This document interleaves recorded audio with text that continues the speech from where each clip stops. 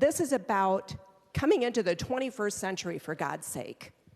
On Wednesday, the Senate, on a vote of 41 to 25, changed a rule to allow children inside of the chamber. This all came about after earlier this month, DFL Senator Claire Umu-Verbaeten brought her infant son onto the floor, only to be later escorted off the floor because she learned that children of all ages weren't allowed inside the chamber. I think this was historic, and it was long overdue to make sure that this is a more family-friendly institution. She teamed up with GOP Senator Julia Coleman and other parents of young children in a push to try to change that, because they say the old restrictions were not accommodating to parents, because the Senate requires that members are the only ones that cast their votes on behalf of their constituents, and debates can mean long days and late night votes. Coleman and others actually shared that the old restrictions cost them their ability to breastfeed their babies when they were early in their tenure in the Senate. Now their kids are older,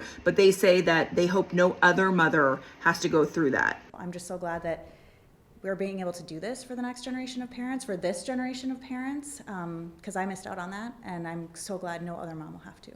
Meanwhile, the Minnesota House has allowed children on the floor since 2013, and even the United States Senate allowed babies on the floor under the age of 1 during votes. They approved that change in 2018. But it was 2026 on Wednesday before the Senate took similar action, and now the change, advocates hope, will mean that more parents consider running for the Minnesota Senate.